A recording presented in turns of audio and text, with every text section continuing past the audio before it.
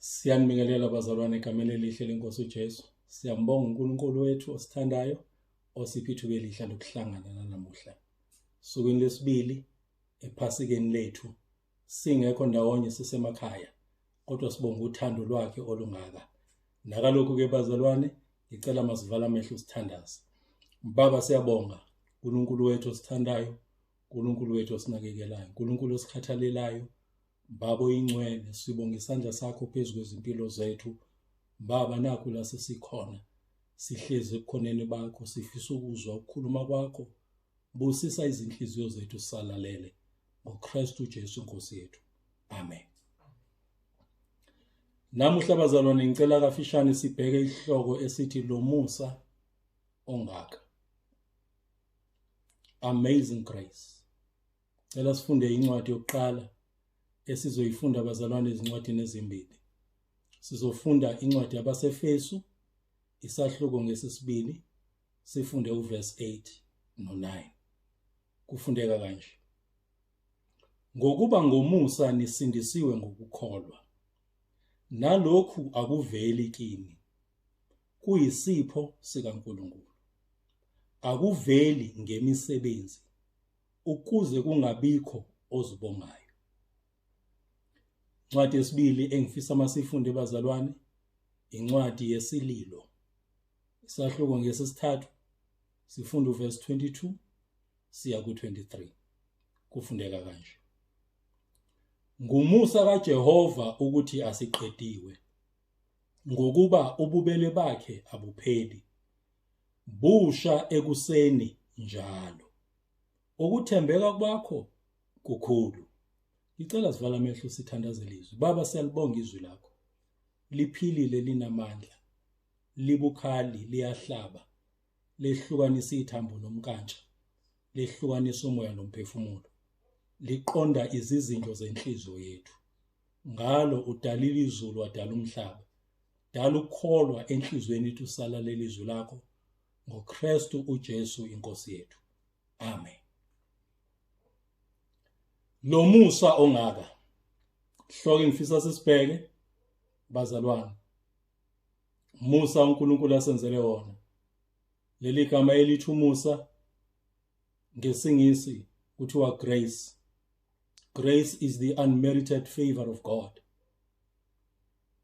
Musa bazalwane ukwenzelwa isisa uNkulunkulu singakufanele. Gama lesibili mercy. Mercy in English is pity. It is forgiveness. It is compassion. NgesiZulu uma sithi ububele, wenzelwe isihle, uthethelelwe, wamukelwe. Lamagama sivamise ukuwasebenzisa kungathi amagama asho into eyodwa, kodwa uma waqaphela kahle uzothola ukuthi asho izinto ezimbili ezehlukene. Ngicela ke sibheke la sibuya khona encwadini yabaseFesu. Lithi iBhayibheli kungomusa nisindisiwe. Hallelujah. It is the unmerited favor of God that you are saved. Wenzelwe isisa uNkulunkulu ukuze usindiswe. Lithi iBhayibheli akusiko okwethu, akusiyo nemisebenzi yethu, ukuze kungabikho umuntu ozincomayo. Bazalwane, ukuthi sihlengiwe, sisindisiwe, siye satholwa, akuyona into esizincoma ngayo, kodwa sibonga yena uNkulunkulu osenzela umusa ongaka. Uma sibheke encwadini yesililo, lithi izwi likaNkulunkulu, ngumusa kaJehova asiqediwe, ngokuba ububele bakhe abupheli. Hallelujah. His compassion fails not. Hallelujah. Ububele bukaNkulunkulu abupheli bazalwane. uNkulunkulu uhlale senzela ububele. Lithi izwi likaNkulunkulu busha njalo ekseni. Uma silala ngomusa kaNkulunkulu. Masivuka sivukele bubeleni obusha ngoba uNkulunkulu wethu uyasithanda. Uma sibheke emuva abazalwane, lithi izwi likaNkulunkulu Encwadini kaGenesis uNkulunkulu uthi masenze abantu babe umfanekiso wethu basifuze. Ngifisa ke sibheke leli gama lokufuza. Ukufuza ngesingisi lithi after our likeness. Hallelujah. Hallelujah. I-image bafane nathi. Bese kuba after our likeness basifuze. I-likeness bazalwane isho ukuthi ubuntu bomuntu noma isiqu somuntu, the character of a person. uNkulunkulu ethi basifuze kusho ukuthi we take up the character of God. I-character kaNkulunkulu esimkhonzayo ile eyobungcwele bazalwane. Iyona character emhlukanisa nabo bonke abanye uNkulunkulu. Bakhona uNkulunkulu bazalwane abanye beziwe ngezandla zabantu, banamehlo kepha baboni, banezindlebe abezwa, banemilomo abakhulumi. Abanye uNkulunkulu bangabantu, bafana nami, bafana nawe. Kodwa yinye into ehlukanisa uNkulunkulu nalabo uNkulunkulu abakhonzwayo, ukuthi lo uNkulunkulu esikhuluma ngaye uJehova uNkulunkulu one-character yobungcwele. Hallelujah. Bazalwane, nathi ke indaba enkulu, basifuze bafane nathi.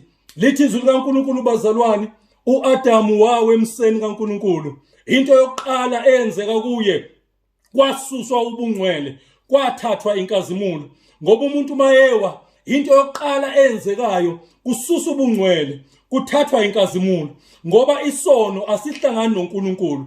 uNkulunkulu akahlangani nesono. Ma kuhlala khona isono, uNkulunkulu akekho. Hallelujah. La kuhlala khona uNkulunkulu, isono asibusi.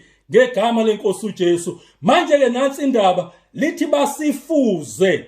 Ukufuza kwethu uNkulunkulu bazalwane angeke sikwenze ngemsebenzi, kodwa besidinga yena uqobo. Udinga uNkulunkulu ukuthi abe ngaphakathi kwakho ukuze ufane naye. Udinga ukuzalwa uNkulunkulu ukuze ufane naye bese uyamfuza. Hallelujah. Umuntu okuthiwa ufuze uyise uzalwe yilowo muntu. Hallelujah. Angeke ufuze abanye abantu kodwa bengakuzalanga. Ufuza umuntu okuzalile ukuze nathi simfuze uNkulunkulu, sibe nalobungcwele, sizalwa uNkulunkulu lo Musa ongaka.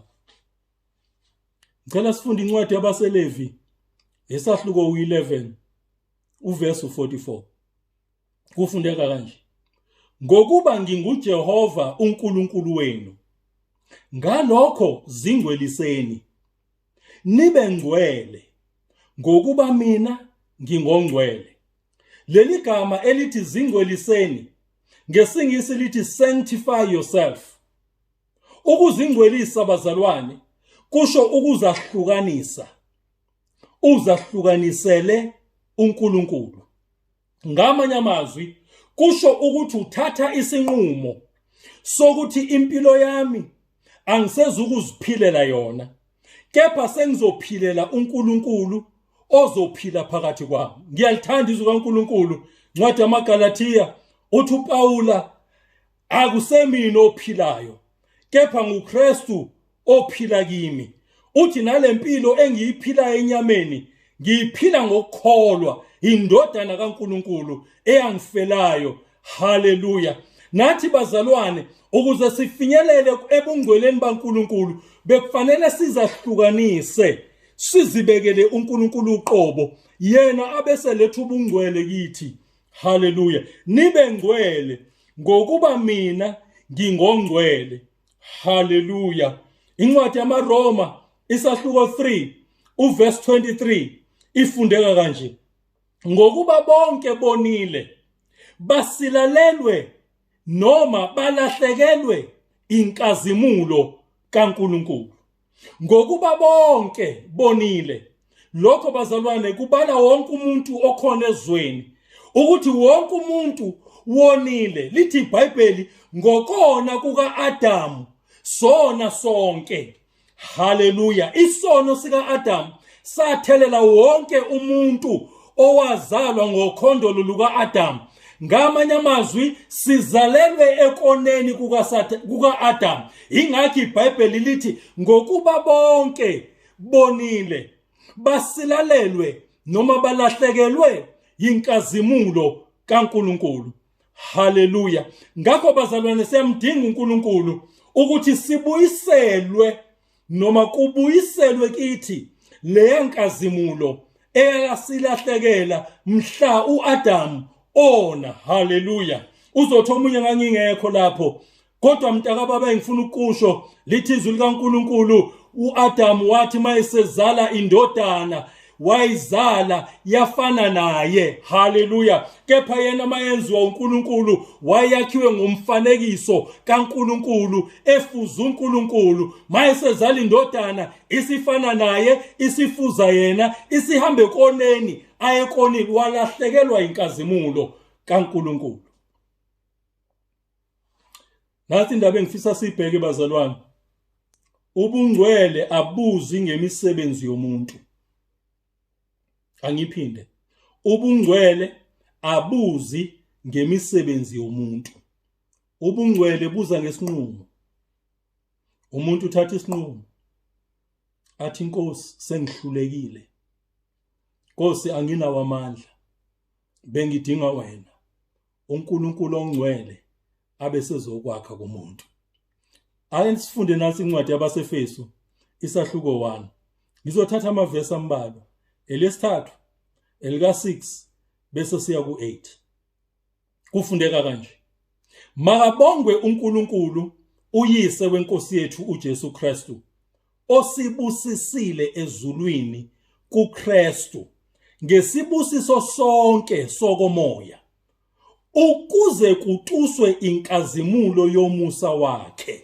Ukuze kutuswe inkazimulo yomusa wakhe asiphe wona ngesihle ngaye othandiweyo. Ukuze kutuswe inkazimulo kaNkulunkulu asiphe yona ngesihle, siphiwe inkazimulo kaNkulunkulu ngesihle ngaye othandiweyo, lowo onguKristu Jesu inkosi yethu. Haleluya. Liqhubeka lithi izwi kaNkulunkulu, esinokuhlengwa kuye ngegazi lakhe, esinokuthethelelwa kwezono ngokwengcebo yomusa wakhe awuvamisa kithi.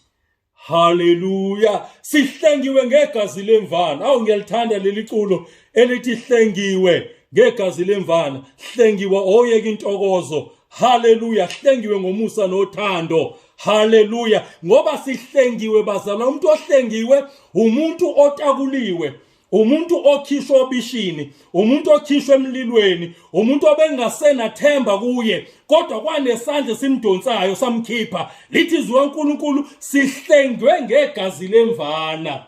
Haleluya. Kwaba ukuthethelelwa kwezono zethu ngokwengcebo yomusa kaNkulunkulu awuvamisa kithi. Hallelujah. About his richness of his grace, the manifold grace of God. Phezu kwempilo zethu bazalwane, siyambonga uNkulunkulu osithanda kangaka, lo musa ongaka. Ngiyalithanda leli culo, kunomhlabelelo secilongweni athi lo musa ongaka sewungatholwa, athi lo musa ubanele bonke. Khona encwadini yabaseFesu isahluko ngesesibili, haleluya, ku-8 and 9 sifundile ngenhla, lithi ngokuba ngomusa sisindisiwe ngokukholwa.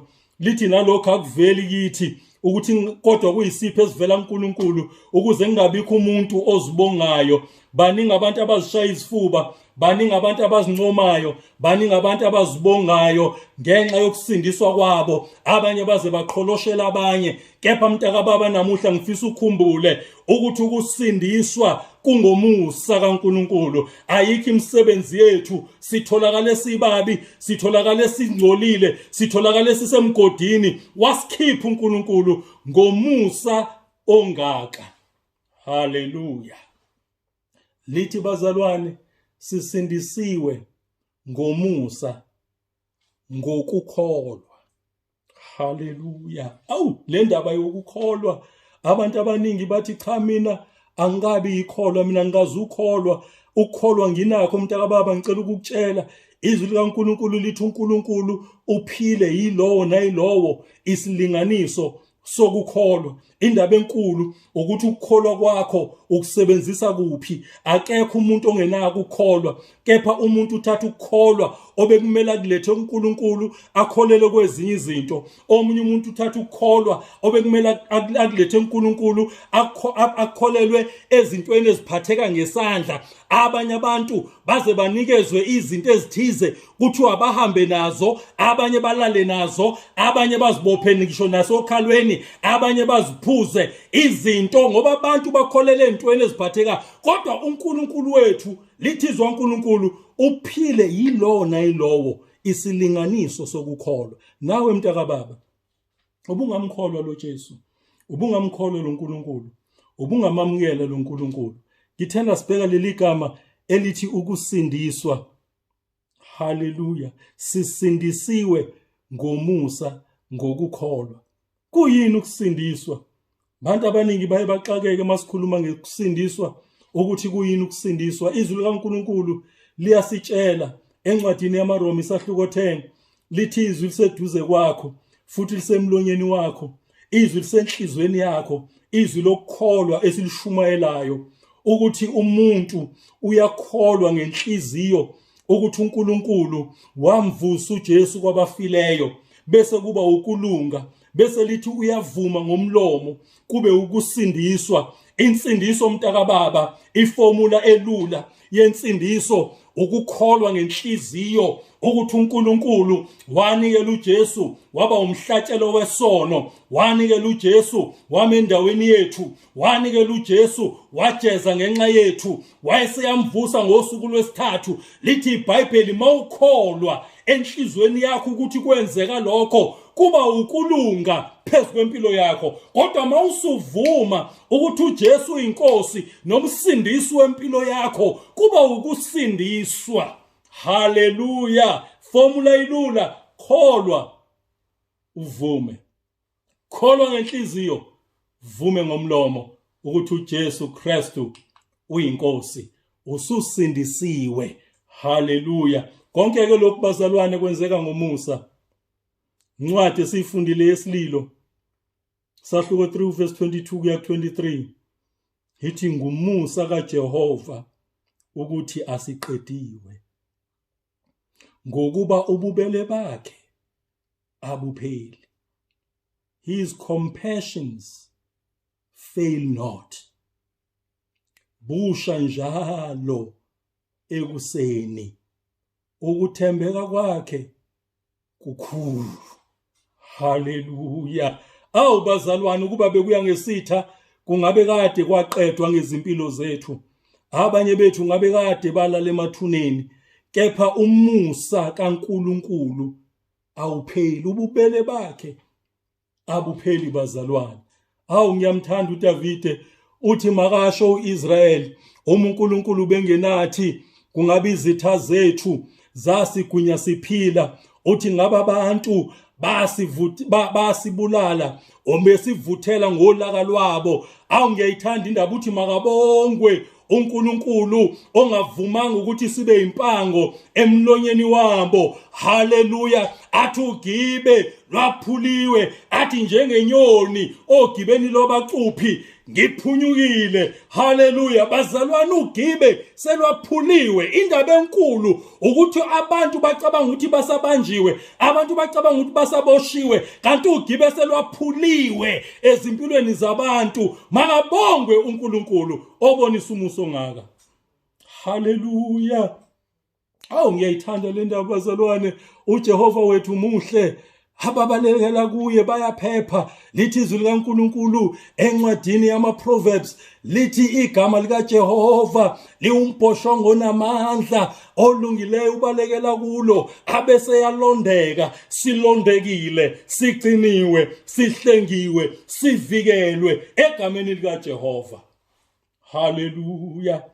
Ncwadi yamaRoma isahluko 5 verse 1 kuya ku2, ngicela simfunde. Ngakho lokhu sesilungisisiwe ngokukholwa, sinokuthula kuNkulunkulu ngeNkosi yethu uJesu Kristu. Awu ngiyayithanda lengxenyana. Sesilungisisiwe ngokukholwa.